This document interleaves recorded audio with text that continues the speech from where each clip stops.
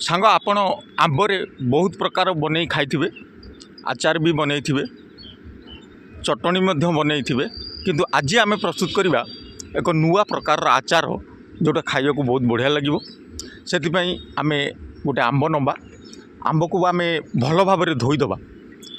आमर आंब को भल भाव में धोई आमे छोट छोट करी काटिदबा। एभली आमे आंब को काटिदबा, बहुत स्वाद लगे खावाई। ये थोड़े घरे प्रस्तुत करेंगे, बहुत बढ़िया लगे खावा को। आमर ये सब आंब आम काटिदबा। आमर काटिदेला परे आमे चपर रे ताकू भल भाव में छोट छोट खंड करदबा। आमर ये आमे चपर रे ताकू भल भाव में छोट छोट खंड करदबा। बहुत बढ़िया लगे खावाई।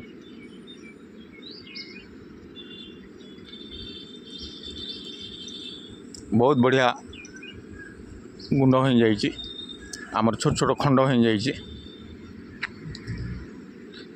आमर छोट छोट खंड हो गला परे आमे दुईटी पियाज नबा,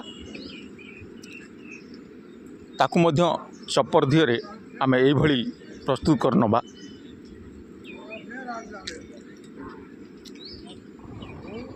बहुत टेस्टी लगे खाइबा को, आपण भात रे खाई परिबे, बहुत टेस्टी है।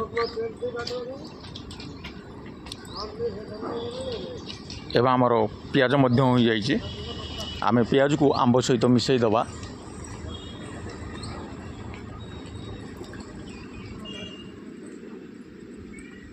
आपण ये तुरंत बने तुरंत खाई परिबे, बहुत बढ़िया लगे खाइबा को। आम स्वाद अनुसार लुण देदबा, हलदी गुंड देदबा, लंका गुंड देदबा, चाट मसला देदबा एवं आचार मसला देदबा। किछि कंचा लंका काटी रखिथबा देदबा। एबे किछि रसुण नबा, किछि भजा बादाम नबा, ताकू आमे भल भाव में छेचिदबा। बहुत बढ़िया लगे खाइबा को। आपण थोड़े घरे प्रस्तुत करेंगे, बहुत टेस्ट लगे खाइबा। ये आमे आंब सहित मिसई दबा आमर बादाम रसुण को। एबे आमे 2 चामच सोरिष तेल नबा। आमर 2 चामच आमे सोरिष तेल नहीं जिबा, ताकू भल भाव में आमे गरम करदबा। आमर गरम हो गला परे आमे 1 चामच हेंगू देदबा, बहुत टेस्ट लगे खाइबा। एबे आमे मिसई दबा, आमर आंब आचार रे मिसई दबा, ताकू भल भाव में आमे मिसई दबा। आमर मिसई देला परे आमे 3-4 मिनिट छाड़ी दबा, बहुत बढ़िया टेस्ट लगे खाइबा। एबे देखंतु आमर प्रस्तुत हो जाइए आंबरे एक नुआ प्रकार आचार। आपण ये तुरंत बने तुरंत खाई परिबे।